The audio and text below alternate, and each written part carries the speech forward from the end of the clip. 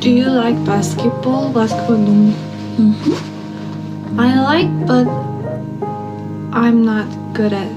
Yes, I'm not. Me too. Hello, everybody. Welcome back to the State of the League podcast, the only NBA podcast that talks about basketball. Because there are no active NBA teams anymore. The season is over. The Boston Celtics are the NBA champions. Jaylen Brown is your Finals MVP. I am your host, Jack, aka joestar, joined as always by the world famous Pablo Escobar. Pablo, how are you doing today? The Celtics won the championship, and I'm happy about it. I'm okay with it. Oh, okay. A zag. Yeah. I like it. I've got a specific reason why. So every time a team wins a championship, it's kind of a justification for their entire process, right? Mm-hmm. And so because it's a copycat league, teams will look at whoever won and they'll try and take things from them. They'll be like, oh, they did it this way, let me try and do it this way. We need to pick up an all defensive guard for like Romeo Langford and a second round pick. Hey, you know he was a top 5 high school player. Yeah. The Spurs, it was a fair trade. It's a win-win. His half-court finishing numbers in college were ridiculous. So the champion is always going to be replicated and validated. And so for the past, I don't know how many years, but I've been away from the legacy talks for a long time. Like, that probably lived and died with the Heat. That was probably the last time I was worried about it. I was like, no, LeBron can't get another. But what I do root for is certain teams that have certain play styles. And so, in 2018, I was rooting hard against the Rockets when they were going up against the Warriors. And I was in the minority because this is peak Warriors hate. Everyone hates the Warriors. They're the most evil team. But I'm watching the series and I'm like, if they pull off this upset, if they beat the best team ever, and this is the recipe, I think this is bad for basketball. If all the other worse teams... than the Kevin Durant move, because people can replicate this. People can just spam fucking threes. I feel like how 90s old head fans talk about how the game is currently. The reality of what a post Rockets championship would have looked like is that, where it's the game is just threes now. No, there's a lot of shit mixed into how people currently play basketball, but if the Rockets set a precedent for that style of play winning titles, holy shit, that would have been insane. It would just be, that would do damage to my love of basketball if it's just because they were, not only is it just heavy volume threes, it's no movement at all. It's kind of just, it's everyone stagnant. And then it's taking turns with ISOs with Harden and Chris Paul. And then James Harden is exploiting the rule book to the max. He's hooking people on his drives and foul baiting to the max. And so, if he gets a championship playing that way, every 10-year-old kid in America is studying up the rule book. They're all hooking each other. And Chris Paul's the same way. He was obviously less blatant and less successful about it, but he's a foul baiter too. It was the two lead players who, probably the two players with the biggest offensive loads on a team ever, who spent so many possessions not trying to score, just trying to draw fouls. Yeah, that is an insane testament to what James Harden was doing, that Chris Paul fell by the wayside in terms of his antics and the shit he does, that every time you would watch a Clippers Chris Paul game, or even lately with the Warriors when he gets extended bench runs, there's several moments in those games where you go to Twitter and people are just I fucking hate Chris Paul. I cannot believe that this motherfucker is this successful at basketball playing this way. And so the fact that there's a 3-year period in his career where people are that is an afterthought because there is this fucking terrorist at the center of the fucking Rockets offense. They used to say James Harden is literally Hitler. That's what they used to say on the NBA subreddit. Yeah, and so I am I'm kind of in your camp. I wasn't actively rooting against the Rockets, but when that Rockets Warriors series, when all of those series were going on, it was just more of like this apathy for me where I was like, I mean, fuck the Warriors. Like that was not cool what they did, but is this the alternative? Like even if the Rockets made the finals, I would still have been rooting for like the LeBron upset just because of like all of the available options. To me, that is clearly I'm like, okay, well that's the coolest, I guess, but this is just like a fucked up situation we got going on. Yeah, see, I was rooting for the Warriors, even in the finals because I'm a LeBron hater. But That is so also, funny. also, like, despite like the Kevin Durant situation is not one that's going to be repeated or that could be replicated, and Very so unique, yeah. yeah, so it's not like every team's going to go out and just create the most lopsided team ever, whatever.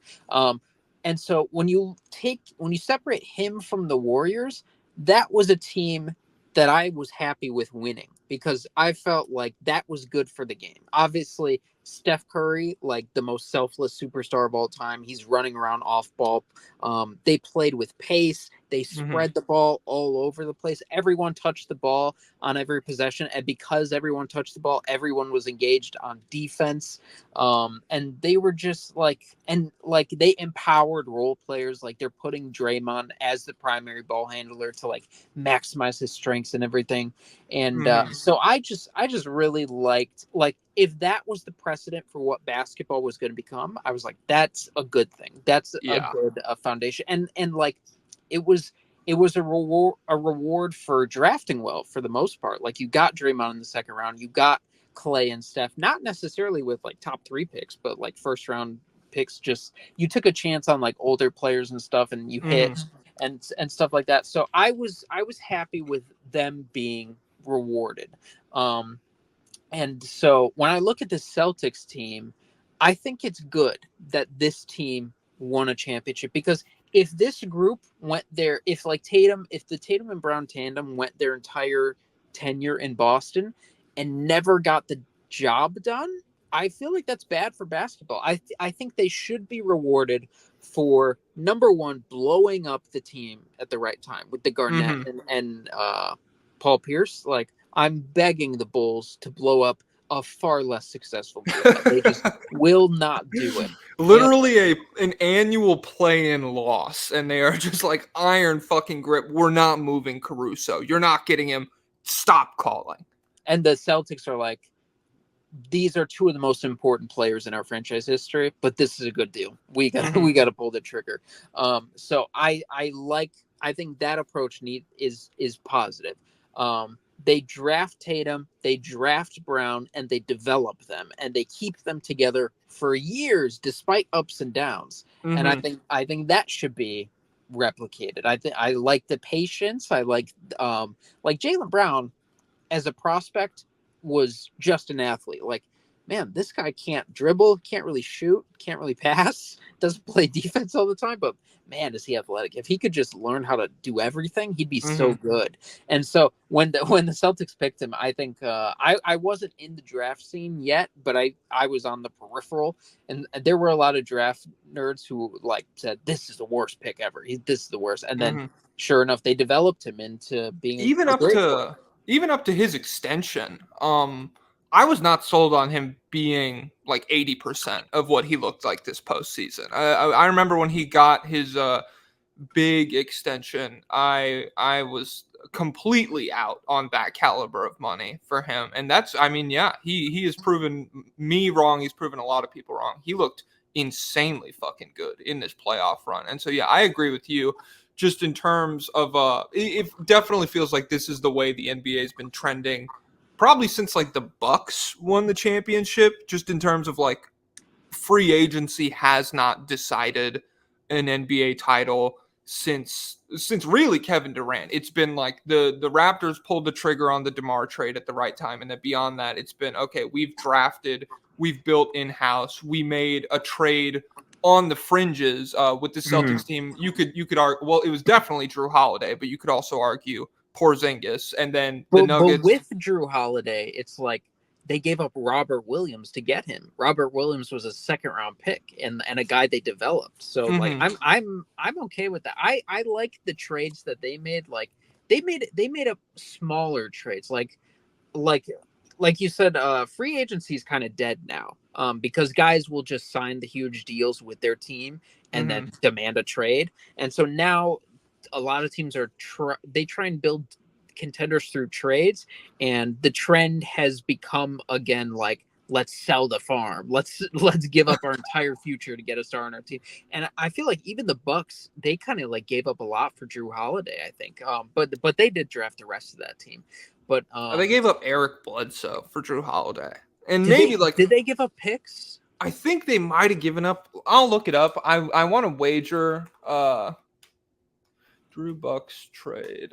I want to say they gave up like 2 first-round picks. Drew Bucks.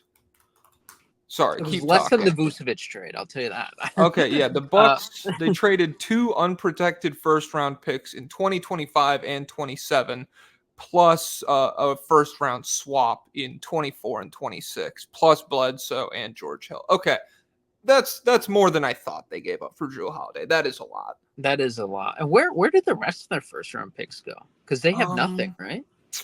Yeah, I don't know. I think it's just kind of like I think the way I like look back on the Bucks to where they're at right now is it's just like a series of smaller moves where they slightly overpay for guys that they trade for. But off the top of my head, I really can't think of like where their first round picks go. Here, talk. Yeah, that's weird now that I'm thinking about it. But so the Celtics trades, what did they? Do you remember off the top of your head what they gave up for Derek White? It wasn't that much. No, it was Romeo Langford. I think. Yeah, we just talked about it. And he wasn't even like, they didn't even develop him really. Like he just he wasn't even like in like the weird Delano Banton, Jordan Walsh type guy. Like he was not in any conversation as like down the road, this could be a guy that we rely on. This is just like he's here. Filler. Yeah. And so, but like every other team could have had Derek White, and every other team should have known already that Derek White was good, because I mean, you remember he was good in the Nuggets series, and he was already one of the best guard defenders in the league at that point.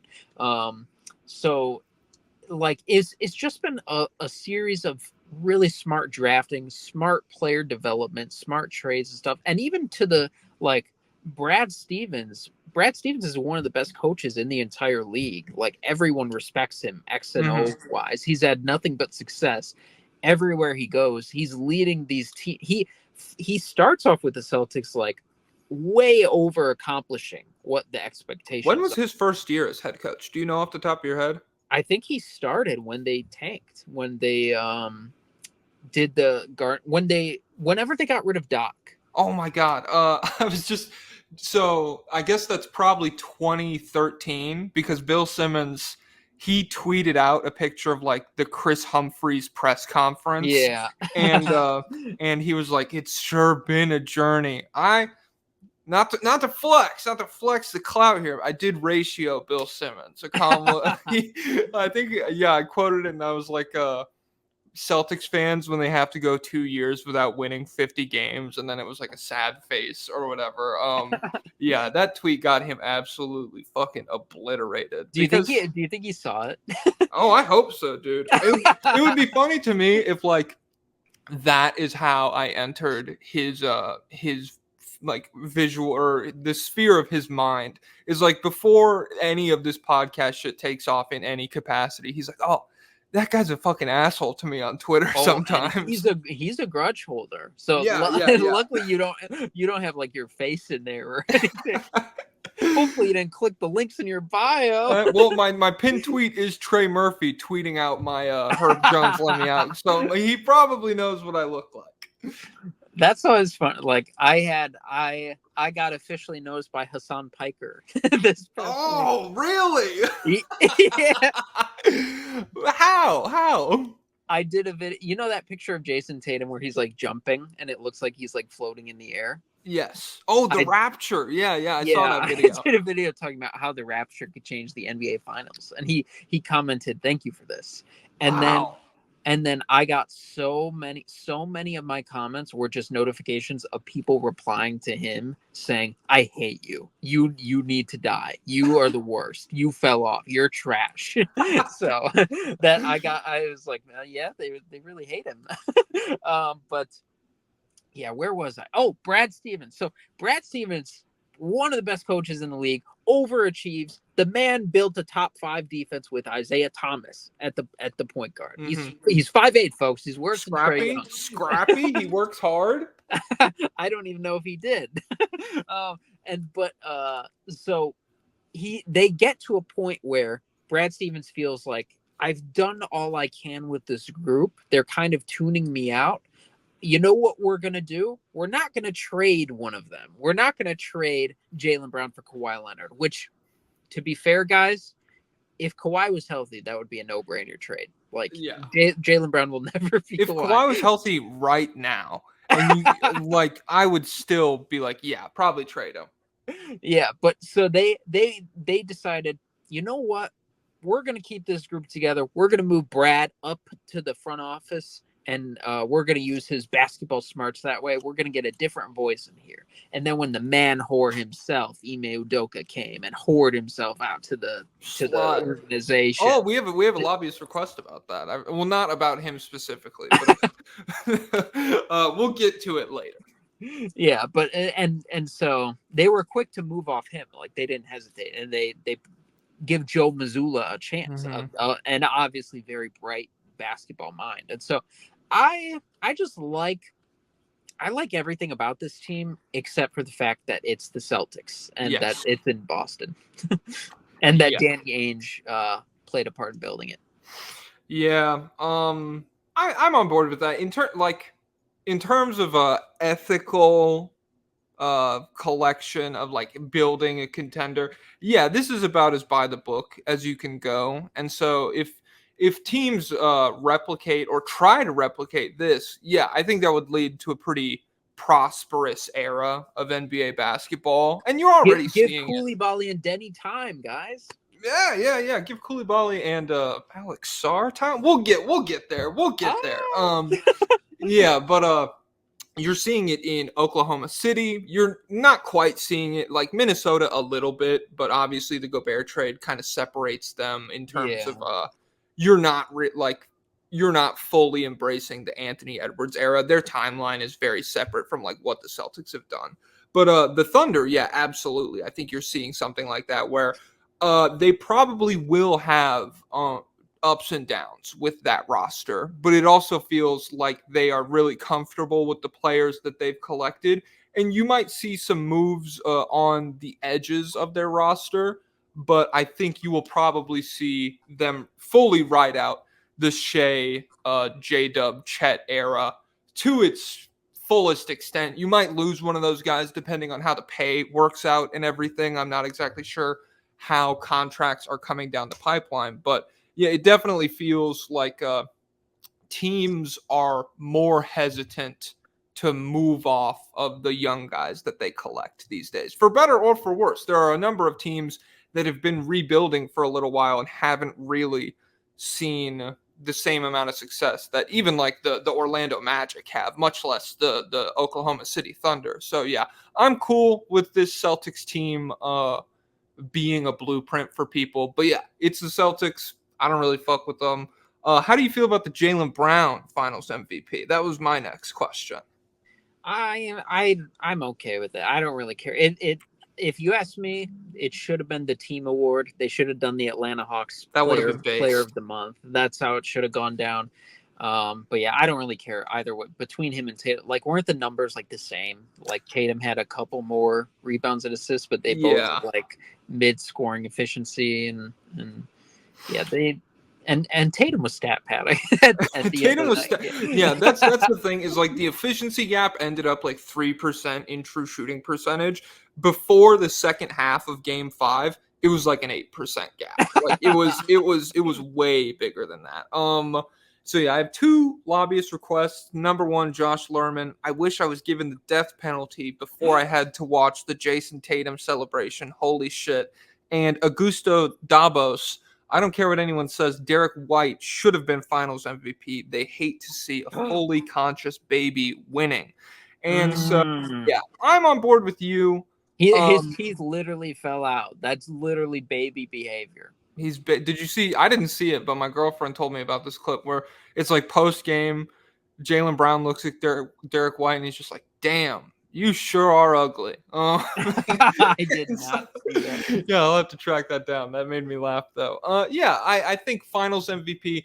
This is a unique scenario where this is a team that won a title really without like a top 5 player. I think you could like, if you really wanted to push Tatum, you can maybe get him in that 5 spot, but I was thinking about that too. I was thinking like maybe save that for the next episode. But I was thinking like top 10, like we should do our top 10 players right now in this exact moment, because there's some guys, man. I'd like, let me ask you straight up. Would you rather for right now to win a basketball series? Would you rather have Jason Tatum or LeBron? LeBron.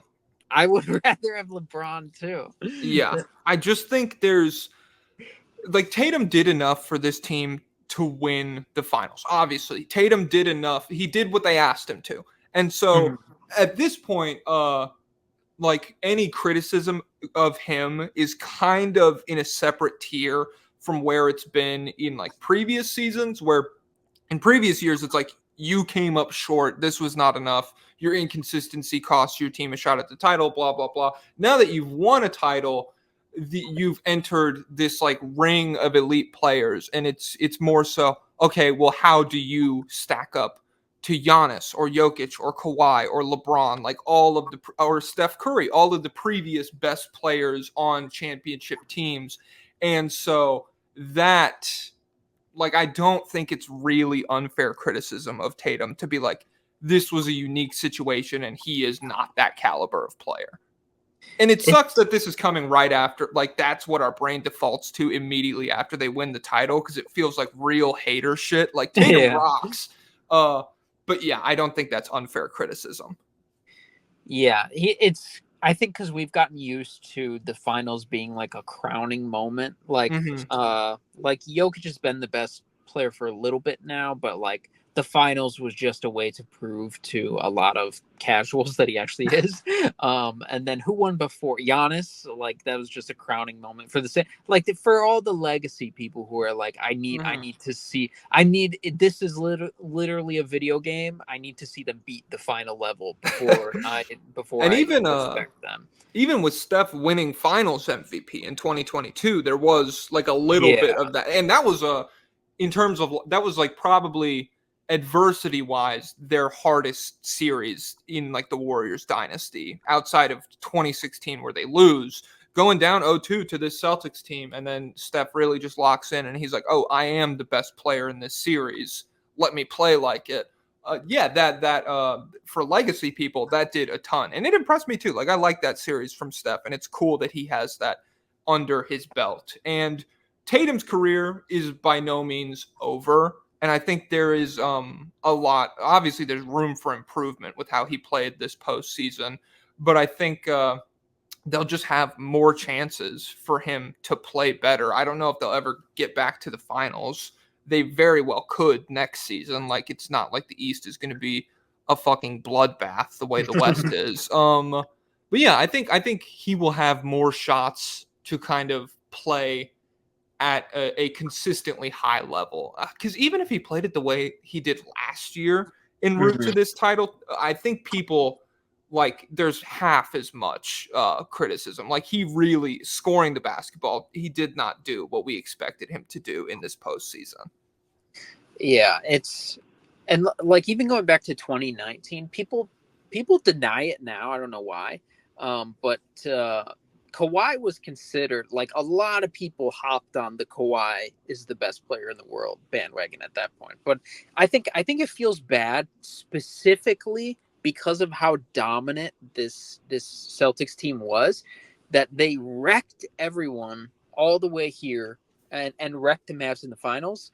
And ultimately, like Tatum and Brown didn't even do that good. And so it's like, you guys are that good with them scoring this poorly. Like that's insane. And so it detracts from it. But yeah, ultimately, Tatum is a good player. Yeah, he's good. He's good. And like it's fine to just be good. I think that is another thing when you talk about like legacy people and this way that we kind of default to the finals being this big moment in the narrative arc of a player's career, like it's a fucking anime or something.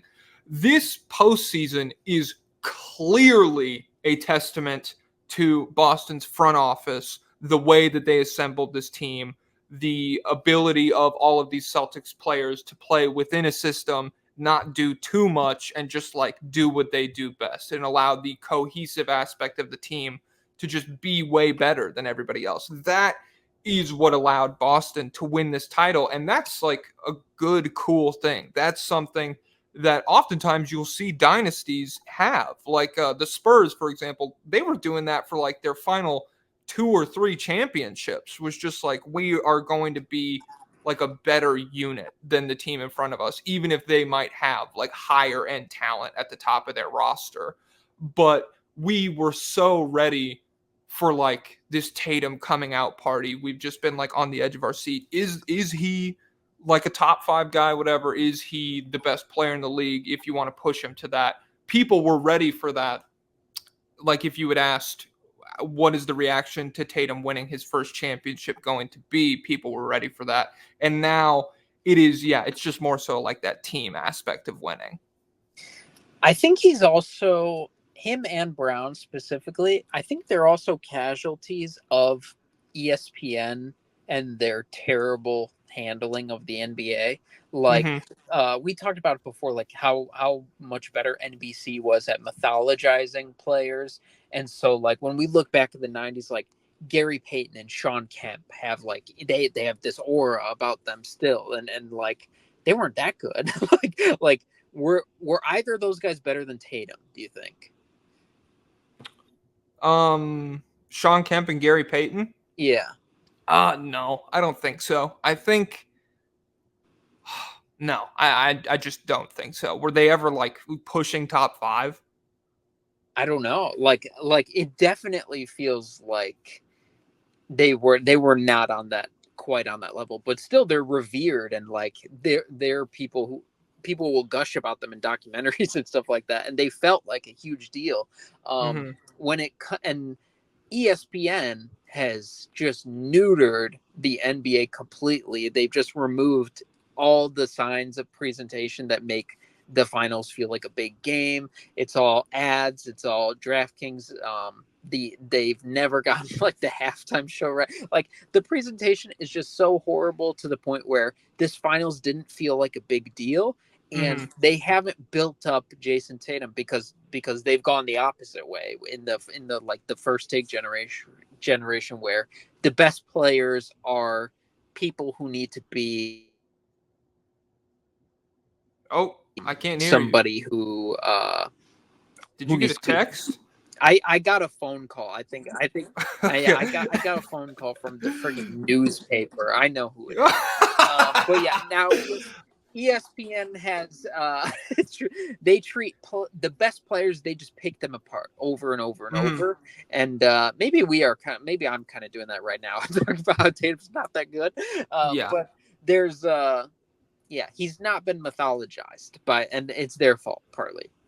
Yeah, and I that is also a byproduct of to me, everybody having access to all of this information. Whereas in the '90s, if you if you turned on the fucking pregame show or the halftime show and they told you, dude, Gary Payton is a fucking demon out here, and then they showed you 8 clips of him being a fucking demon with on-ball defense, and you only get to watch 14 Supersonics games a year or something, like that's all that's even televised, much less how many you actually catch, and you don't get to rewatch them. Yeah, that probably contributes to this idea that like or that contributes to the mythologizing of players, is that you can't really fact check what people say about Gary Payton or Sean Kemp or whoever. And so I feel like that us having access to all of this shit, it really does hinder the ability to look at these players as like larger than life figures. And part of that's fine. Part of it does suck. But I just feel like that's the reality of the situation. It's probably not going anywhere. I definitely don't think that ESPN, the first take thing, helps at all. I retweeted something. I'm trying to find it right now. It was like 4 screenshots of Stephen A. Smith. Oh yeah, I found it. So the first one, why Stephen A. believes Jason Tatum has the most to lose in the NBA Finals. The second one, Stephen A. puts the pressure on Tatum to play better. The third one, Stephen A. on the Celtics. It's an epic failure if they don't win the championship. And then the fourth one, right after they win the championship, Stephen A. How much criticism has Jason Tatum really received? It's amazing. he is a generational talent. Yeah. I was thinking about him. What?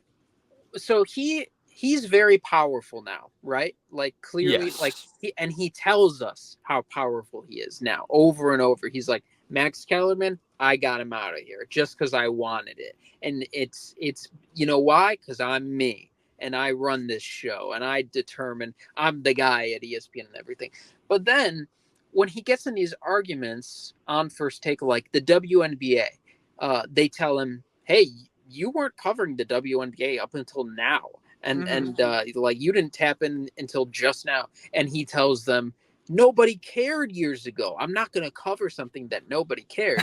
and then when he talks about the JJ Redick podcast, they have a similar sentiment on the show where they're like, yeah, why haven't we been talking about X's and O's in basketball? Nobody cares. Nobody wants to hear about that. And I just think it's interesting for him to be this powerful, famous figure who's like almost at the point to where he's like transcending ESPN. But he's like, I can't drive the conversation. I can't manufacture interest in topics. All I can do is spam the hits. Like, yeah.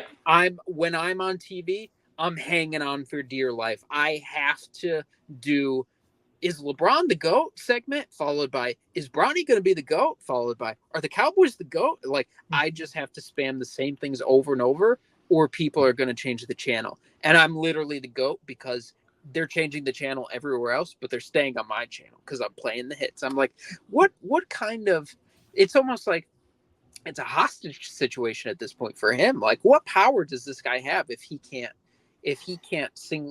drive attention towards other things? Like, he's not changing anyone's mind. He's just doubling down on what people are thinking. Yeah. And I feel like it's been that way for a little while. The hostage situation is a really good way to describe it, where especially the format of TV doesn't really allow for like super in-depth discussions about these topics. So like it all has to be very surface level, and for something to be both surface level and interesting to a big swath of the population, that is like a pretty limited number of things. It's like strictly legacy talk. It's strictly incendiary topics that will get people emotionally invested right away. And then it's things that you can like fucking yell about and stuff and be like, no. Like it's stuff that like there are two distinct sides. We have one guy on either end of this table. They represent both of these sides, and they're just going to fucking yell at each other for 20, 30 minutes. And that's really all we got. Because yeah, like that's the hits. That's what keeps people watching. But it's not good for basketball. It's not good for like how a generation of people will talk about basketball players. It's not good for like making people more informed as to what's going on. It's not even really that entertaining once you've watched like 5 episodes. Once you're not 12 anymore. Like, I was locked into Skip for Stephen A. By the time I was like 16, I was like, maybe these guys don't actually know that much. Yeah. It's like Skip Bayless Skip Bayless brings up the 2007 finals instead of the 2011 finals, and 14-year-old me is like, "Whoa, that's a good point. Oh my god, holy shit, there was two of them." He And then was the frozen one, not the chosen one. yeah, they fucking drop these bars, and you're like, "Oh damn, that was sick, man. Oh my god." And then yeah, you start to look for it for literally any depth of like understanding why the game went that direction beyond just star player plays well or chokes, and there is nothing there. It's completely fucking vapid. Yeah, that's bad. That's not good.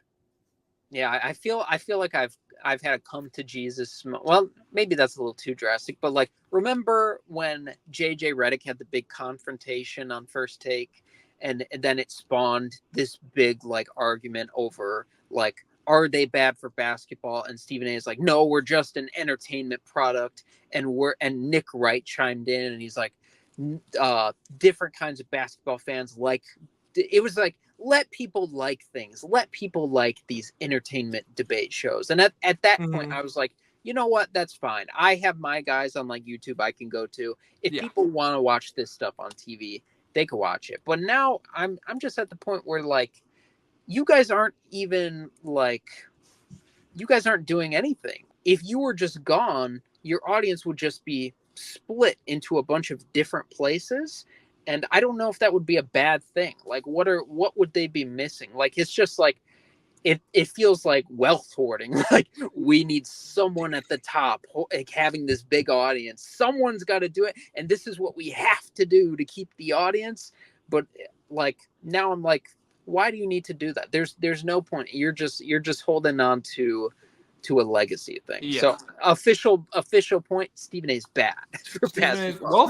Wealth hoarding is exactly what I was. It feels, well, obviously it feels very corporate. ESPN is a corporation, but it feels like this is not necessarily what basketball fans would choose. Like if you just put a variety of entertainment options in front of them with no outside influence, they don't recognize any of these brands, and you just give them like a 15-second like filler, like this one's funny, this one's informative, this is the one where they yell at each other. It's not necessary. Like they would not necessarily opt to go watch First Take or Undisputed or whatever. But the fact that like these have become kind of household names, where like you type in Google sports basketball show or something, and like these are just these massive entities that have all of this, not only power, not only money, but like fucking search engine optimization and shit behind them. They just infiltrate every corner of like base level sports internet culture. Yeah, it feels pretty, I won't say unfair, but it definitely doesn't feel like they're trying to leave room for other people in the industry to grow. It feels like they are trying to maintain their spot as like the number one entity in this thing. And their predecessors of TV like 20 years ago and 30 years ago, like they were the tastemakers. I feel like that's the big distinction. They were the tastemakers. First Take are not tastemakers. They're just clout chasers. It's really a crazy dynamic shift. Yeah. I don't know. Like if you compare Stephen A. Smith to like Stuart Scott or whoever from back in the day, just like it feels like there was a shift in history somewhere, where we went from like, oh my god, this is so cool, this guy was so good, to now, oh my god, I'm very negative about this topic, and like that is what keeps people locked in on this show. So yeah. And now it's gotten to the point where it's other famous people. It's now become a battle between Stephen A and other famous people. I'll tell you exactly the sequence of how this happened. So I listened to, this is like last week, I turned on the Bill Simmons podcast, and he's talking about Stephen A had an emergency podcast to respond to Peter Rosenberg. You know Peter Rosenberg, the like radio host in the name sounds in familiar. New York. Yeah, they have like freestyles on there and stuff like that. And so I was like, what is this? I got to tune in. And Stephen A on his YouTube channel is like firing back at Peter Rosenberg because he criticized Stephen A. Smith for like a Caitlin Clark take, and then it becomes like it's not even arguing about the take. Stephen A is bashing him for like, you have my number, you should call me, you should never say something about me like this in public. And then he like goes in and starts attacking him like personally and stuff, and I was entertained, but it's now like it's just straight up influencer culture, which is a crazy shift. Like, if you could meaningfully, what is the distinction between that and like Logan Paul pulling up on fucking Rice Gum or whoever and being like, I heard you were talking shit, dude. Like there's nothing. There is no, it's the same fucking thing. He just said Stephen A. Smith, I don't know, is fucking sexist or something, instead of Rice Gum saying that Logan Paul can't box, I guess. Yeah. So back to this, I don't know. Do you have any final thoughts? We've strayed so far from like the Celtics championship and everything. Shout out Jason Tatum and Jaylen Brown. Very good players. Celtics, very good roster construction. Fans, you suck.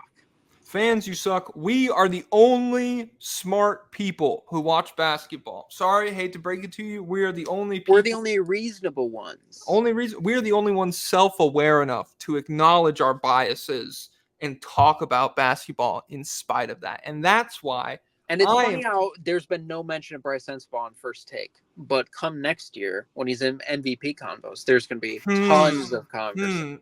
And you guys we will start a mass letter writing campaign to First Take. We'll bombard their mailboxes with, I heard about Bryce Sensabaugh first on the State of the League podcast, baby. And no, a second. We were second. First is the horny Japanese account. They're like, I heard he was the sexiest guy on the Jazz. Oh my God. Hell yeah. All right. So Bryce Sensabaugh, young player, team in the draft lottery. Do you want to move on to our draft portion? Let's rock and roll. Let me timestamp this bitch. Timestamp that. All right. We are chilling at a calm. At minute 42. All right. Rest in peace, Willie Mays. That's he kind of wasn't crazy. Number 42, but. All right. 42 draft shit. All right. So the way this works, I have never locked into the NBA draft. Pablo built his online presence as a draft guy first. Is that correct? Yes. Yeah. Okay. All right.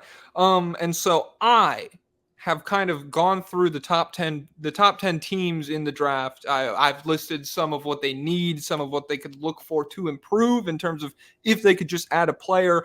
I have selected a player for them. Pablo is going to tell me whether or not that's a good player, essentially. And so I'm doing it wrong, because looking at what the team needs is essentially drafting for fit, which if you're winning fucking 20 games, you don't usually want to do. You want to go like talent-wise, right? So that's the thing people say, and I understand the sentiment, but I think it's a little more nuanced in terms of fit limits your ceiling. Like who's a guy? Like, for example, like Giannis. Maybe Giannis is too transcendent, but like who's a good player? Pascal Siakam. Who can't shoot. Oh, let's say Ja Morant. Okay. Ja Morant, throw him 37% from three, by the way. Was he really? Yeah, he could shoot last year. All right, but keep going. So Ja Morant's drafted into a situation with Jaren Jackson. And or we look at like Halliburton in Indiana. He's got like Miles Turner. He's drafted with a spacing 5, and like it's just a context around him where this, like, Ja Morant, we want you to go to the basket and dunk everything and finish everything. Jaren Jackson's pulling a big man out of there. That's a good context for you to succeed. If Ja Morant is drafted into Detroit, obviously that's much different situation. He's not fixing the Pistons. Are you serious? He's probably Actually, maybe Ja Morant is too transcendent. So maybe I'm thinking, yeah. I think they're better than they were this year, but I also think they would be better, but they wouldn't be a contender or anything. But yeah, I should say, yeah, Ja Morant's a bad example. Okay. It comes to like more role players. Like if what you need to do, like the team context really impacts the ceiling that you can have. And so like if we think about like what does Derek Lively look like without the best lob thrower in the league or one of the best lob throwers in the league who demands a ton of defensive attention? What does that look like? What does Draymond Green look like where he can't just dribble at the perimeter and have Stephen Clay he move looks off like the ball? Joakim Noah. Well, not actually. I want to say, well, Joakim Noah had a little bit more of a post game, but I bet if I look back at the percentages, it's probably horrific. It's probably dog shit. Yeah, but you remember like his 4 soft touch baby hooks that he ever put down, and you're like, oh man, he can really cook. If you get him the ball down there, oh my god. In my mind, the tornado never missed the jumper. Draymond doesn't have that in the bag, but so I think situation can really impact your ceiling. So it's not like one size fits all.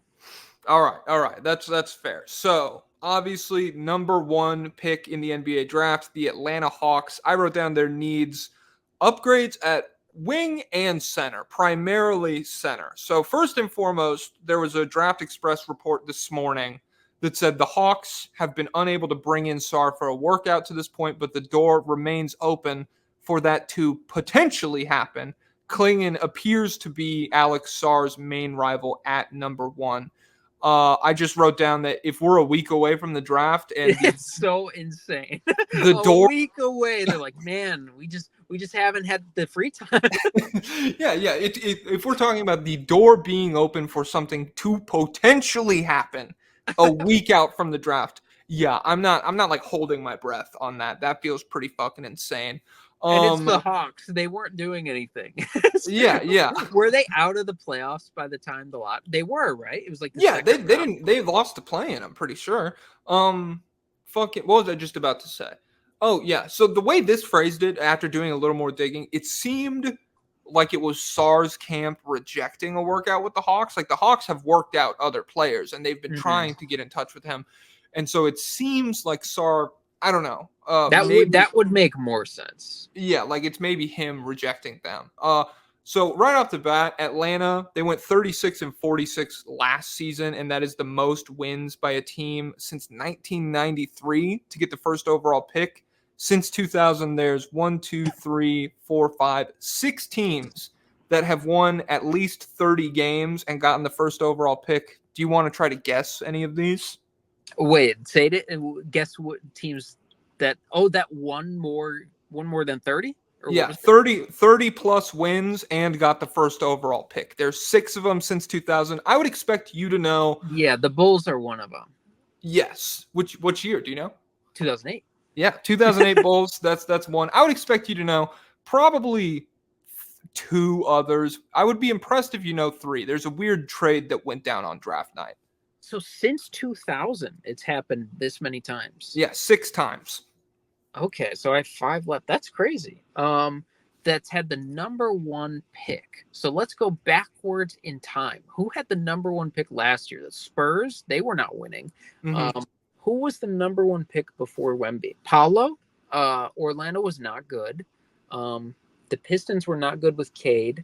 Who is 2019? Oh, Zion. Were the Pelicans one of them? Because did they still have Anthony Davis? They were, yes. I think Ooh. that might be the year it was like weird benching Anthony Davis. He wore the "That's All Folks" shirt on his last game and stuff. But yeah, the Zion Williamson 2019, the Pelicans won 33 games. Okay. 2018 Suns were still bad. 2017 Boston was good, correct? Yes, but it was not Boston's pick. So Philadelphia had it and traded. Or wait, no, Philadelphia traded for it. Yes. It was the Nets pick? Yeah. So I think what happened the Celtics had the Nets pick that ended up number 1. They traded back to 3 for Philadelphia. So it was the Nets team, and that Nets team was dog shit. They did not win 33 games. So they're not one of these teams. Yeah, that's not one. Okay. 2016 is Philadelphia also, correct? And so they were not good. Yeah, that was the 10-72, I'm pretty sure. Yeah. 2015 is Minnesota. They were not good. 2014 is Cleveland. They were not good. Yeah, LeBron didn't come yet, so they were not good. You're wrong. The 2014 Cavs won 33 games. Oh, the burden is Kyrie won. Okay. Yeah. Is that Kyrie and Deion Waiters? I think so. Yeah. That's cool. Yeah. So 2014, Andrew Wiggins, the Cavs, they did win 33 games. But I mean, it's not that good. It's a very forgettable team. So I'll excuse it. Yeah, they did jump. It was a surprise. And then they kind of. The last one I would expect you to know is between 2014 and 2008. But okay. and like this is the one. The other two I don't believe you know. So this is the only one you really have a shot at. Okay. So what year was I at? 2013. Okay. 2012 is the Hornets to get Anthony Davis. So they were not good, right? Yes, they were bad. Yeah, okay. Because I remember the Bobcats they thought they were getting number 1, and they didn't. And then the next day they like had a special like buy one get one season ticket deal for like buy this season get an entire season free. God, they were so desperate. They're like, crap, Michael Kidd-Gilchrist might not be bringing in the tickets. 2011 is Kyrie. Is that one of them too? Yes, it is. That's the last one. That's good. Yeah, 2011. The Clippers actually win 33 games, and they trade the draft rights for Kyrie Irving to Cleveland. Do you know who they traded him for? Eric Gordon? No, it's worse. Wait. So it's Cleveland. The Clippers got someone. No, who got someone? Okay, the Clippers get 2 players. The Cavaliers get the rights to draft Kyrie Irving. Okay, is one of them DeJuan Blair? No, not quite that bad. It's 2 recognizable names. I'll say that. Crap, one of them is a post-up big man though, right? Or no? I'm not super familiar with the second name. Let me look him up real quick. Crap, I'm gonna know this name. We got a small forward, and we have a guard that I believe is a one-time All-Star. Yeah. Oh, is Mo Williams? Yes, it's Mo Williams and Jamario Moon for Kyrie Irving. So are they trading for Mo Williams? Is this after his All-Star season, like directly? No, it's like several. He was an All-Star in 2009. And so they trade him in 2011. So it's 2 years removed from the All-Star berth. What is he averaging when this trade goes down? So the year before, he was 16 points and 5 assists for nearly 70 games. And then in 2011, when they trade for him, he was 13 points and 7 assists on, holy shit, let me find this true shooting percentage. 47% true shooting when they traded for him. He was 38% from the field and 26% from 3 when the Clippers picked him up. I'm afraid that's not league average, folks. It's a little below. Even in 2010 or whatever. That's crazy. Is there one left? There's 2, and they're both before the Bulls. Okay. Oh, they're both before the Bulls. Okay. So in 2007 is Portland. No, it's not. Wait, yes, it is, because they took Greg Oden. Was Portland good? Did they? Yes, have Brandon they were. Roy? Okay, and they have LaMarcus, right? I think so. Yeah, I think that was like the start of the LaMarcus, Roy, Oden. Let me look it up. Yeah, they have rookie LaMarcus Aldridge, who he's only 9 points, 5 rebounds, but he was fine. And yeah, I think they won 32 games. Okay. And then the last one, I'm gonna guess, is it the Bucks with Andrew Bogut? No, it's the Nets for Kenyon Martin. Oh my God! Were they coming off the finals? I think so. Actually, let me find this out. No, 31-51 in 1999, 2000. And then the next year they're 26-56. The next year they pick up Jason Kidd. They go 52-30. He's a good player. He's all right. Bad guy. Bad guy, bad driver, bad husband, good transition passer. God damn. They say he was an even better person than he was a player. Jason Kidd it's a historic gap between the player and the person. Yeah. He was they're calling him the Anthony Bennett of people. Okay, so yeah, Atlanta, a surprisingly good team to get the number 1 overall pick. That's what I meant. In 1993, the Magic went 41-41. They went 500, and then they picked up the rights to draft Shaq. So yeah, Whoa. Their center, Clint Capella, to me, he has fallen out of serviceable territory over the past several years. You know what? What? The Bulls might trade for him. Hell yeah. The Twin Towers lineup, Vucevic and Capella. Let's get it. It's genuinely weaponized incompetence at this point. It's not even just not making moves. It's intentionally making sabotaging moves. Every report I get is just the worst thing ever. It's just Bulls front office thinking about sticking Pinky into volcano lava. What do we think? Perfect. Yeah, the Bulls front office just they tied up Zach LaVine, and he's gonna play every basketball game tied up next season. Reports are he's underwater sometimes while tied up. Unclear if there's oxygen. Is he Houdini? Is this an escape artist angle? Punch him in the stomach. Yeah, you know that's how Houdini died. Because they burst his appendix. No.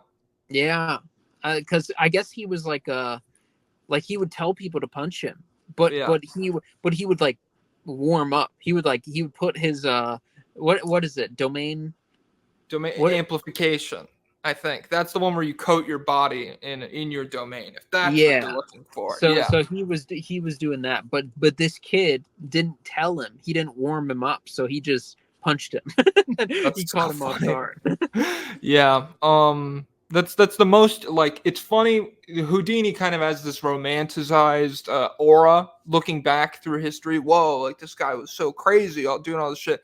Just David Blaine. He was just David Blaine in the 20s. That's all it was. Well, David Blaine is a freak, and he's the devil incarnate. I hate that guy. He's gross. God. I don't like that he puts things down his throat and pulls them up. I don't like that he was underwater for 7 minutes or whatever. I don't like him. He's unsettling. He's a little gross. I like it when he goes to celebrities' houses and he like puts a signed playing card in an orange or something. And It's the devil at work. My God. I am. What is it like? I'm I'm socially and fiscally liberal. I am puritanically conservative when it comes to magic. Well, I want witch trials. I want social safety nets and witch trials. Damn, you should run on that platform. The devil works hard. Clint Capella is lazy. 60% in the restricted area amongst all centers, taking at least 4 field goal attempts in the restricted area. It's not his fault. He just can't jump anymore. It's the third worst in the league. He was only better than. Wait, is Tillman worse? No, it's two. No! It's Jaren Jackson Jr. Tillman might be worse on lower volume. Again, I restricted this to 4 attempts a game, so that's pretty. Yeah. That's a lot of shots for like a role player like Tillman. Yeah. Jaren Jackson Jr. was worse. Did not have a point guard all season long, and famously is not a great finisher, anyways. And then Nurkic, who is bad. And so Capella. He's not good at all of the shit you would expect a big man that you want to pair with like a downhill lob playmaker like Trae Young to be good at. He misses a lot of bunnies. He misses a lot of layups. I forgot we were talking about Atlanta. Yeah. And so Well, you got to make everything about Chicago. That's your fucking problem. But yeah, he doesn't finish plays well. He's not really that good defensively anymore. He's still a big body. He's still got like good fucking block percentage or whatever you want to look at. He's like 10th in the league in that. But in terms of like consistent help side rim protection, he's not good. And so they could use an upgrade at center. If Sar wants, if the door potentially opens further and he fucking works out for him, I think they would take him. I think that's the smart pick. Just because like usually when a guy's talked about all year long the way Sar has been, that like ends up being a safe pick-ish. But they've also been rumored with Donovan Clingan, and I think that would be fine as well. I wrote down they take Alex Sar here.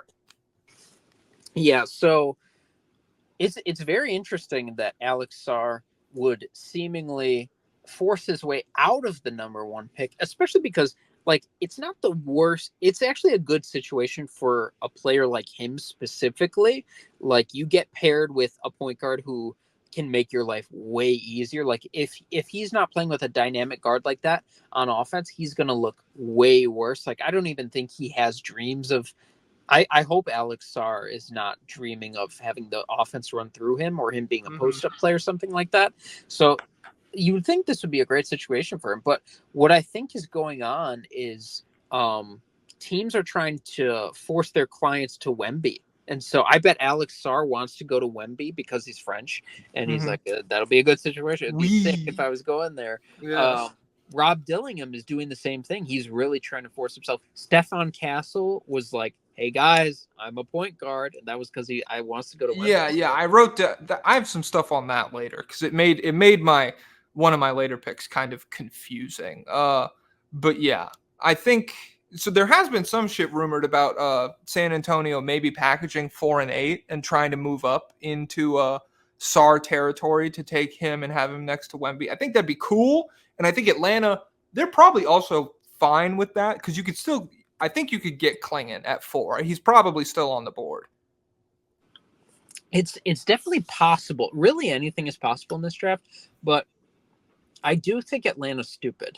I don't know how. I think they might be like 4 and 8 for 1. This is literally the number 1 pick. What are you guys talking about? We won the lottery, and you want me to 4th and 8th win the lottery? Come on, man, that's so dumb. You guys weren't calling San Antonio last year, so don't call us now. Yeah. So I think Sar. I think they take Sar, but to be honest, I don't fucking know, and I want them to not take him. We can move to Washington if you're ready. Yeah, I'll just say Sar or Clingan, I think would be a great pick there. I think they both could fill roles that Atlanta desperately needs. I think Clingan specifically like might be a really good floor raising prospect. I'm gonna right now I've settled at that is my 1 and 2 on my board. Sar 1, Clingan 2. So I think that'd be good. If they take Rizashay, I think that's a little rough. That's kind of a rough decision, but yeah, we'll see. Yeah. Okay. So Wizards at number 2, famously smart drafting team. They just they only make good picks. Shout out to what is it, Johnny Davis? Fucking love that guy. He's so good. God, he was great at Wisconsin. So yeah. I think the Wizards, the reports around them is like they are the floor for Rizashay. That's what I've read a little bit. I would probably rather them take Clingan. Rizashay seems like a really risky pick, and I would rather just watch like a safer, like you said, floor raising big. It seems like Clingan, even with the foot injury concerns, which is a little scary for a guy his size, it just seems like a more reliable pick than like maybe this guy's Michael Porter Jr. or Cam Johnson based off of like 3 months of quality shooting. The Wizards, they really just need talent and upside, though. This is the first, or I guess the second real year of like a full commitment rebuild. And so they are the best poised team on the board to like strictly go for upside. It just sucks that this draft, not really like a huge upside draft. What do you think the ceiling for Clingan is? I think it's all defensive potential. Like legitimately, I think we could look up at a few years and this guy is in the like Rudy Gobert tier or and Okay. in terms of like so I don't know if he'll ever be at the very top of the defensive weapons in the NBA just because he's very much like a drop style big. He's mobile. Like he can defend pick and rolls. He backpedals very well. And he's overall a very good defensive player, very smart one. But like if he gets, they're going to do the same things to him that they do to Rudy Gobert. They're going to try and get him switched out on the perimeter, and you want him near the rim as much as possible. He's got a 9'7" standing reach, so he basically doesn't even have to jump Yeah. to protect the rim. Same with Mark Williams. Shout out Charlotte. But yeah, I think it'd be a great pick for Washington because then you're looking at a foundation of Klingon at center, Avdia at the 4, Koulibaly at the 3. Like those are 3. Koulibaly potential to be a terrific defender, Avdia a terrific defender right now, and I think Klingon a safe bet to be a terrific defender. So I don't think you're not changing your life in this draft. There's no savior, but I think drafting Klingon would be like the equivalent in the NFL to drafting a really great left tackle. Like Okay. we're building the infrastructure Yeah. for our guy in the future. Yeah. Okay. I did write down Rizichet as the pick just because I don't have faith in Washington to not fuck it up. It's crazy that that's his floor. I don't know what the disconnect is. It's crazy. Yeah, but like I said, hope they take Klingon because Koulibaly, Avdia, Klingon. That's like 3. I like Koulibaly already straight up good defender, and I think with the off season of work, growth, adding muscle, He got taller. Yeah, he got taller.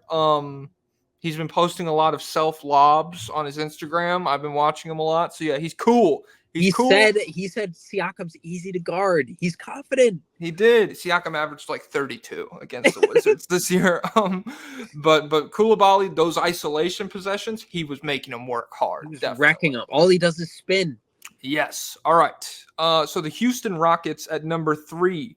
I wrote down their need youthful guard depth, specifically point guard. The deal, so they gave Fred VanVleet 3 years, I think last offseason at this point. It was a deal that shocked me. It surprised a lot of people. I thought it was too long. I was like, whoa, that's a lot of money to be paying Fred VanVleet, like at that point, 6 years removed from his all-star appearance or something. But they're in an all right spot right now because it gives whoever they take this year at the point guard spot time to develop. Like they're not going to need to walk into the NBA and be able to run the offense for a team that's looking to make the playoffs next year, especially with how good defensively they were. They have a lot of young guys who are going to be getting better, Şengün namely. And so I wrote down Reed Shepherd as the pick. That's what I saw on a lot of the big boards. I'm not really that locked into how good he is. I read through your scouting report on Patreon a while ago, but I don't remember that many aspects of it. Is he Steve Nash pilled, if I remember correctly? What do you think? Well, guys, if you're curious about Reed Shepherd, head on over to Hot Tunes TV China NBA on YouTube.com. There's a full video about him. But yeah, he is he's lightning strike Steve Nash. Like it's possible.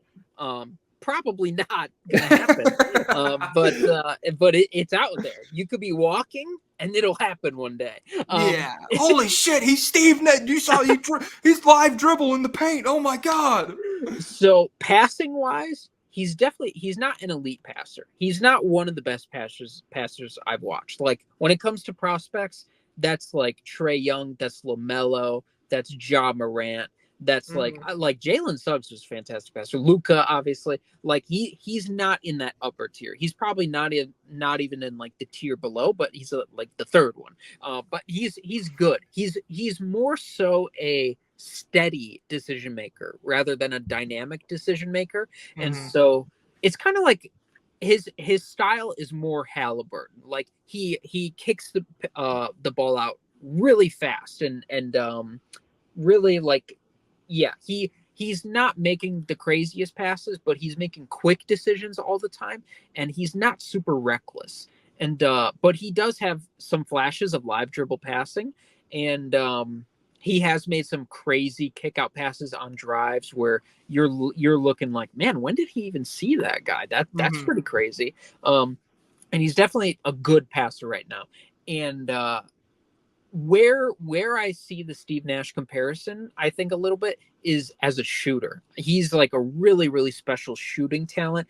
Mhm. He shot over 50% on the year. That does not happen for college basketball players. It doesn't happen. It doesn't happen for freshmen, and it doesn't happen for freshmen playing in one of the power conferences. Yeah. Who plays like all 30 whatever games. So that was incredibly rare, and I think I just love his pull-up shooting mechanics. Like he has quick, easy, compact pull-up shooting release that stretches out to three. So I think he could be like a really legit pull-up shooting weapon, and that could fuel his passing game. And then athletically, I don't really know how to compare him to Steve Nash. Steve Nash is like an interesting athlete because he was always getting to the rim, but he's not like someone you think of as like Yeah. super traditionally fast or anything like that. But I guess he was. He was like, if you go back and watch him, he will surprise you with his burst, but it also makes sense that it faded into history. It's not like fucking it's not even De'Aaron Fox, much less like No. John Wall pilled shit. Like it was just, oh, he's pretty fast for a guy who does all this other stuff. Yeah, like I feel like it's not even like Ish Smith level. Yeah, that's a good comp. Yeah, that's good. But yeah, so Reed Shepherd, I think has good burst. He has solid burst. He just killed a lot of his drives early for two reasons. Number one, because like as soon as the pass opens up to the kickout shooter, he was making it. And then number two, his handle is not super it's not super advanced right now. So he was bothered by defenders digging in and messing it up. So yeah, I think he's got a good level of burst, and like theoretically down the line, maybe he could be playing off that jump. And he's already good. He's already really good at playing off that jumper, like getting people to freak out about it, and then he drives by them. Mm-hmm. And then he tested with a super high vertical. He doesn't have that vertical. He cheated. But and he does jump high on blocks sometimes, but it won't. He won't be probably won't be dunking in the half court or anything like that. So ultimately, I think he's an advanced metrics darling. Like he had like 69% true shooting. Like Hell yeah, all like super high BPM is like a big time indicator for college best player in the prospects. draft. Then probably. I mean, that's it's what the advanced stats are saying. The nerds, the calculators, they're saying he's Steve Nash, not me. And so there's a lot of things going his way. And like obviously he's not Steve Nash, but I say Steve Nash wasn't Steve Nash year one at Santa Clara. And so Steve Nash wasn't Steve Nash till he was fucking 30. It's crazy Yeah, how late he came on. well, they did have what's it called? The best offense in NBA history in with relative offensive rating is one of his Mavericks teams. Yeah, him and Dirk. It was fun. It was an interesting team. But in terms of like MVP, yeah, it's crazy that they didn't really enhance each other. But yeah, Reed Shepherd is really really good. But it just comes down to like naturally he's tiny. He's like 6'2". He's a fine defensive player, but we're seeing 6'8" Luka targeted in the playoffs. So I think that's something this is a very small guard pilled draft, and I think that's something teams have to keep in mind. Like, is this guy really going to be a foundational piece? Because how could he coexist? And then you got to think, how could Reed Shepherd coexist with Şengün defensively? Like that's not a great tandem to have on the court in the playoffs. But if they do take Reed Shepherd, I think it's a good pick. I think he's a really good offensive player. But I will say if Alex Sarr is there, I think that'd be really, really cool. Yeah. Well, 6'2", not athletic. Amen Thompson, 6'7", extremely athletic. So that was Cam Whitmore. Yeah, Jabari they Smith, have they got guys. They have size, they have athleticism. I think they're well insulated for him on the perimeter to be like to exist defensively. And I think if it doesn't happen, it won't shock me. But I think Şengün has another level in him defensively. When you compare him, like he obviously gets all the Jokic comps because of his passing and like his footwork and stuff. Athletically, already on a very different level from even where Jokic could be considered like right now. I think Şengün is a better athlete, much less like first 3 years Jokic, where he was super fat every time he came into the league. Yeah, I think Şengün, I think there is promise for him to be a serviceable vertical rim protector. He blocks shots. He can dunk. He'll never be like a super versatile switch out guy. I think he can survive in the pick and roll. And yeah, like we already talked about, just because there is a problem, Houston, like you still Houston, we have a problem. Houston, we have a solution, baby. It's Amen Thompson. Yeah, I think Reed Shepherd is probably the guy. The Spurs, what do they need? Spacing for Wemby, lobs for Wemby, defenders that Wemby can maximize.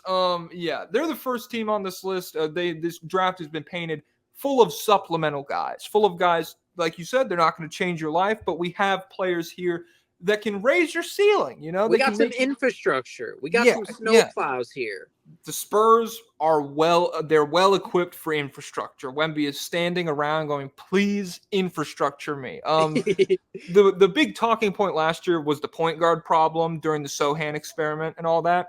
I think it's a little overblown. I think Trey Jones, he is not going to change your life, but he can get the ball to Wemby on entry passes. He can throw him lobs. He can run an efficient offense in the NBA, and I think that's fine. I think the Spurs' real issue was their three-point shooting. They were 28th in three-point percentage, 11th in attempts, and 16th in makes. And then Wemby was also one of the biggest swings in the league defensively, which is good. He's a great defender.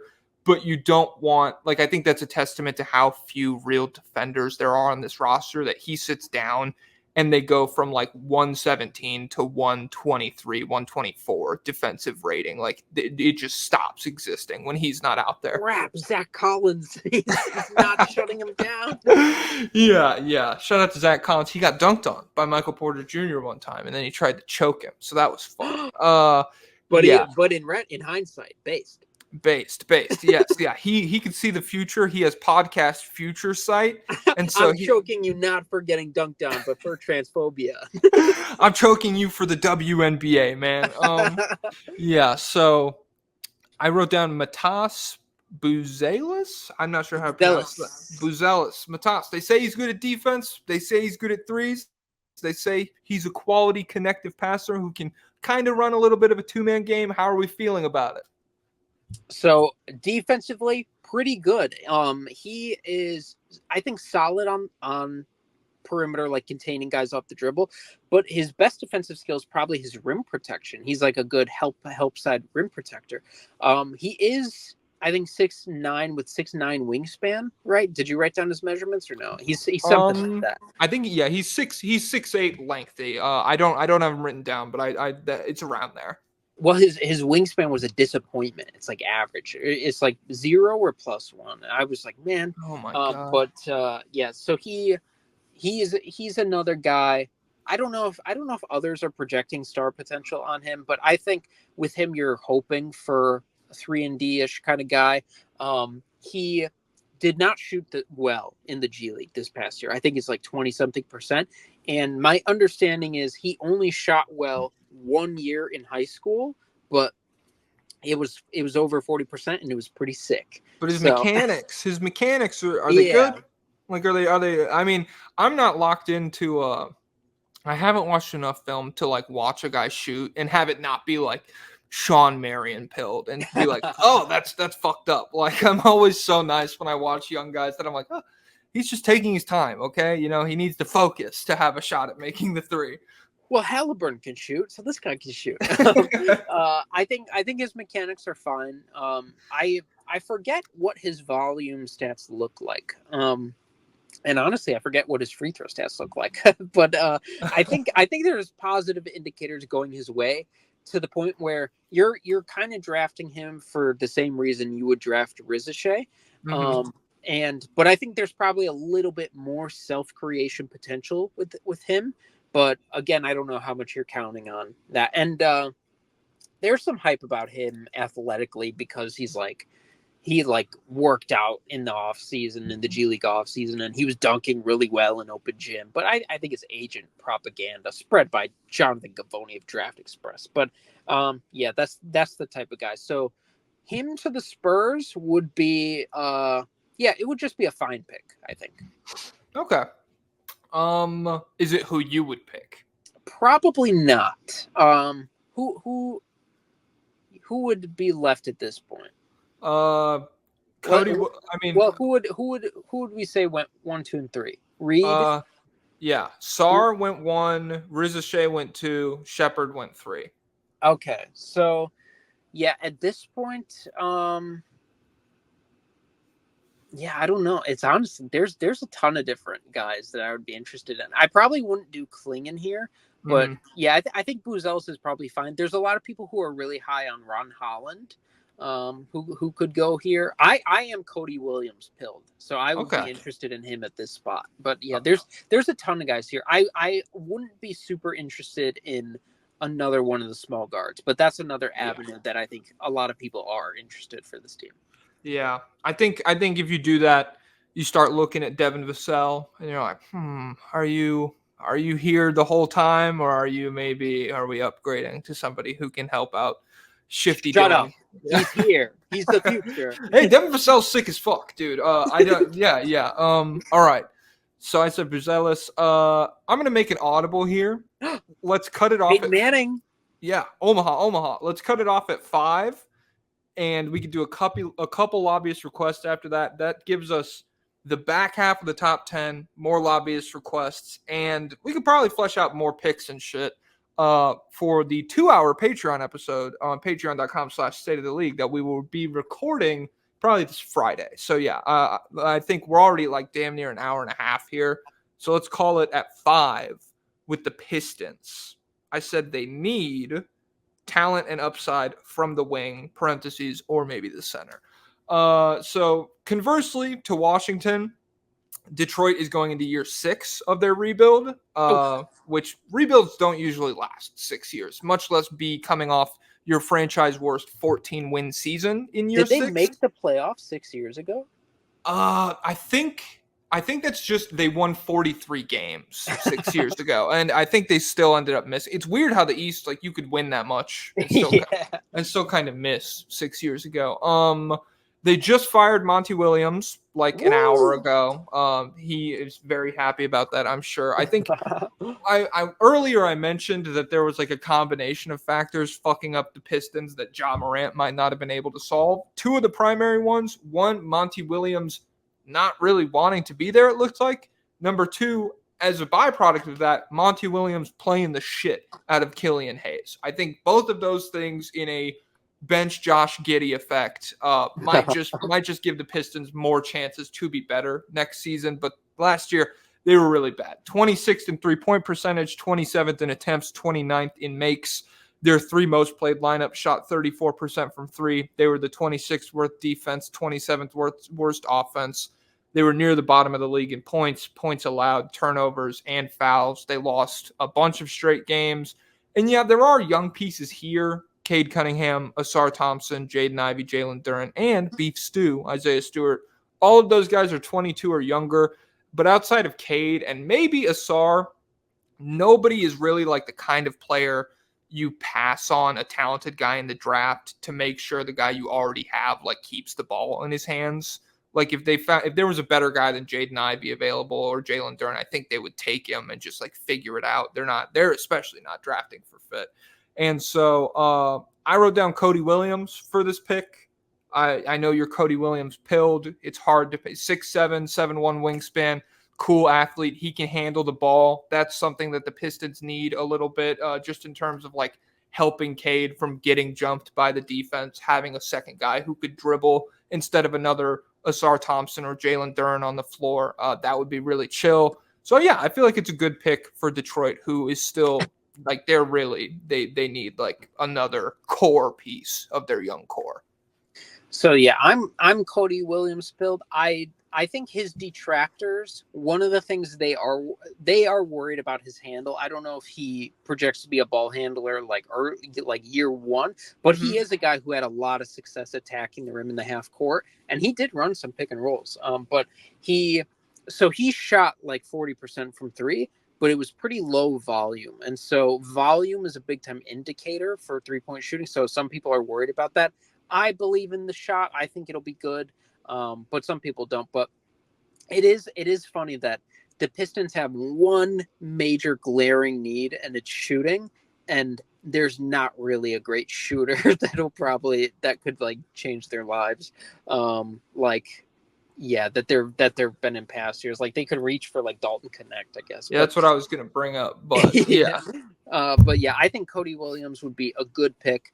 But at the end of the day, for Pistons fans, I think it's just like you drafted the guy who's supposed to be the savior a few years ago in Cade, and it's just another infrastructure pick. So yeah, your season will not be won or lost with this pick.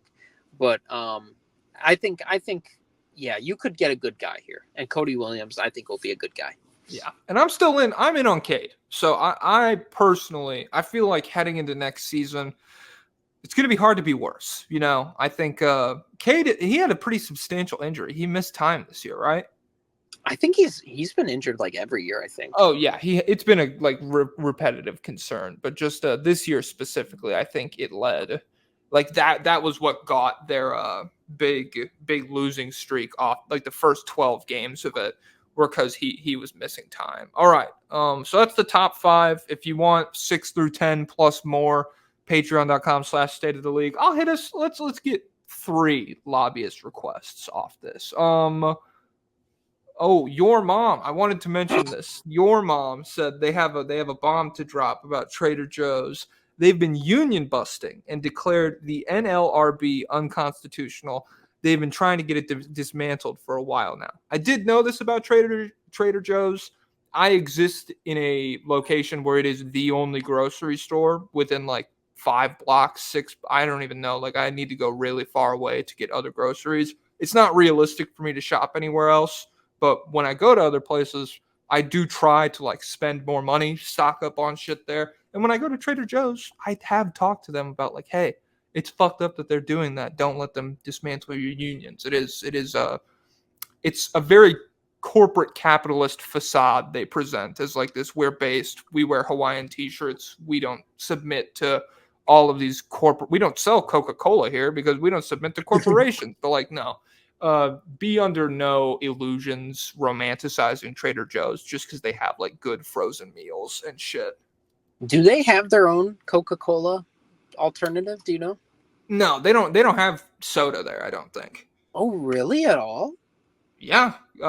They have like juice and shit, and like some canned, like carbonated, like teas and stuff. But I don't like. Yeah, I've never bought in soda there.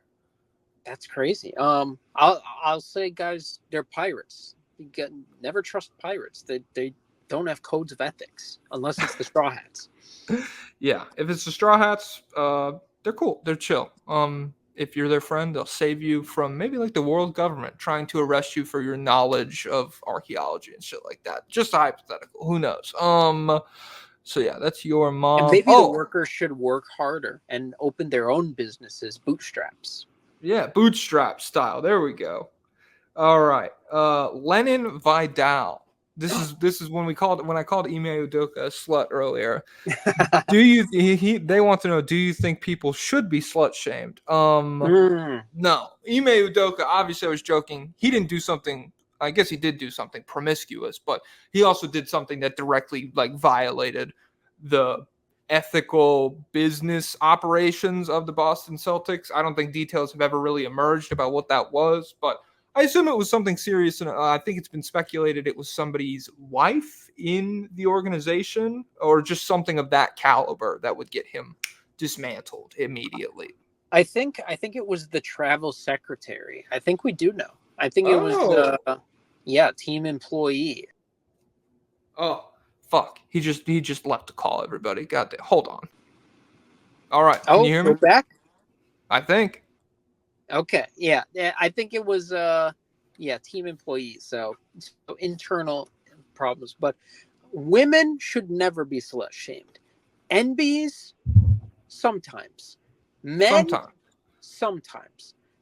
Adam Silver, yeah, all the time. All on absolutely. Ime Udoka, all the time. So okay, official stance of the podcast: be a slut, do whatever you want. That's totally fine. And there will be like I don't know, probably consequences in your personal life for that in terms of like how it might affect the relationships of a bunch of different like if you sleep with a bunch of people, some of them might get upset that you're sleeping with other people. I don't know, but in terms Could of get like gonorrhea too. you could gonorrhea too. It just dropped. Everybody, be on the lookout for that. But yeah, in terms of like, I don't know, judging other people for their promiscuity. No, fuck off. Who cares? I'm not Puritan pilled. I don't want witch trials. I want, I don't know, big government sponsored orgies. I don't know, like You want witches everywhere casting spells. yeah, I want like, if I could just have the hex girls like everywhere. Yeah, that's totally Okay, chill. well that's a slutty take. Whoa, that's not nice. Okay, all right, whatever. Also, Lennon Vidal wants to know: would you rather make it to the NBA Hall of Fame and have a Hall of Fame career and all the perks that come along with that, or I be get to able, talk to Perk. yeah, in his heavy breathing ass, or would you rather be able to write a manga and have it adapted into an anime? By the way, if Oh, you don't think you're smart enough or literary gifted enough to spread your message, you are in this situation, but your message is tragic, like Gojo and Geto. no, I'm literally not a pedophile. I literally won't put in scenes where brother and sister are interested Oh in each my other fucking god. romantically, or where a 30-year-old character is interested in a 15-year-old. So I'm literally a step ahead already. You should read Sakamoto Days. I don't think there's been a single incident like that in Sakamoto Days where like a 30-year-old's like, hey, oh my god. Which is interesting because there's like a fair amount of like they go to a school for assassins and shit. There's a fair amount of minor characters and stuff. So yeah, a based Sakamoto Days. I'd rather do the NBA thing, probably. Just in terms of like I think it'd be chiller, I guess. I think it'd be more fun. I would rather like if I'm a Hall of Famer, that means I get to ball the fuck out on like a huge stage and make and they're probably do you think NBA players make more money than manga Yeah, people? for sure. Yeah. Like is Oda even touching the top money? Like, is he getting Jaylen Brown money? I don't know. No, I get that I mean is Oda even getting like Siakam money or something? I don't know. So You gotta yeah. like, is Netflix is probably paying a lot. Oh, that's true. Yeah, I forgot about the live action adaptation. So he's probably, I don't know. I really don't know how to gauge it because I don't know how much he's making from like manga sales itself. Yeah. But the anime rights have to be decent, and then the merch it's got to be decent, and then the Yeah. movies and Netflix series. Yeah, you can't go wrong with that though. That is a good alternative, I suppose. But I would do the Hall of Fame career. I would do the manga thing. In this category, I don't need my writing skills boosted. I need my drawing skills boosted. I can't draw at all. You're comfortable. You write like fan fiction. Your narrative skills are strong, but yeah, I've never written fan fiction, but I bet I could. I bet I could write some really good High School Musical stuff. definitely. But the I think I literally once Naruto ended. And actually, I forget which one ended first between Naruto and Bleach. But after the second one ended, I had like a little crisis moment. I was like, man, two of the big three are gone. One Piece is going to be gone one day. Things are never going to be as good as they are right now. I need to come up with the next great thing. And so I've been building a story in my head for many, many years. I have a notes tab full of superpower ideas. That's my biggest strength when it comes to this. I'm very good at coming up with unique superpowers. It's not even like coming up with superpowers that have never been done before because they all have, but coming up with unique mechanics about the power and how it works. We could literally do an entire podcast episode about that. I've got so when I imagine myself, my superpower, what's your like go-to that you imagine yourself with? I don't have one concrete one. It really depends on the situation. Oh, see mine's usually, since I saw Avatar: The Last Airbender when I was a kid, it's usually air based, but the mechanics that I imagine it with are that I could pressurize the air in order to make it like you could like slice shit with it. Like if you remember early in One Piece when that guy has the wind fruit and Nami, like it's like really early, right when they go to the Grand Line, Nami knocks him off the boat into the ocean, and like he just straight up dies. I guess like they never cut back to him. I don't remember this guy. Yeah. He only uses the wind fruit to like cut people with like slices of air. And I feel like if you use that, like you could pressurize air into slices and you could pressurize it into like My Hero Academia, how Bakugo uses like explosions to fly around. You could use it to like burst yourself around like that. I feel like there's a lot of areas of that fruit that never got explored because he fucking died like 10 episodes into the show. And if it ever comes back, I think it could be really cool. I think it could be very powerful. I don't know. You can hurt Gojo through infinity because he has to breathe, so air gets through. That's true. That's another thing. I think about it in pretty much every power system of an anime I watch. I think about how that power would operate because you could also theoretically, Hikari's in jackpot mode. You could still like cut off oxygen to his brain. You could just not let him breathe. I don't know. Who's to say? All right, we're at an hour 35 in. I'm good to call it. Are you? You got one more thing? Final thoughts. There's like a 60% chance I could write the next One Piece. There's a 100% chance I could make the best basketball manga ever. It would be better than Kuroko. It would be better than Slam Dunk. And then so I would take that because I think it'd be more fulfilling work for me. I wouldn't be good as an NBA player. I don't handle pressure like that too well. Like I said before, if Drew Holiday was pressing me full court, I would kill myself. I do not want to deal with that, and I'm not competitive enough. Like when Luka's yelling at me, like you fucking bum, you suck. Jeez, man, come on, Luka, settle down, man. Jeez. So I wouldn't be built for that. And NBA player life comes with a lot more publicity. That is another thing that would make me want to kill myself. When you're a manga writer, you can be unknown. People don't know where Gay is. They don't know what he looks like. That's true. Oda has like mythical spottings. It's like he was there. So like the latest pictures from like 2002 or something crazy. So I would take that life because you get wealth and you don't have to have publicity. Nice. All right. That's easy enough. If you asked a lobbyist request, we'll fucking catch you guys on the Patreon episode, baby. And if you want to go, patreon.com/state of the league, $5. We'll be cranking out a 2-hour episode. I mean, this is already damn near 2 hours. You guys are fucking lucky. But yeah, patreon.com/state of the league if you like what we're doing here. And if not, we will see you guys, I think, next Monday. What do you got? Have the Pouchro. Someone in the comments of the last episode. Oh, yeah, I saw that. That's such a good idea. Yeah, Pau Gasol, take it away, baby. Take it away, Pau. Lay down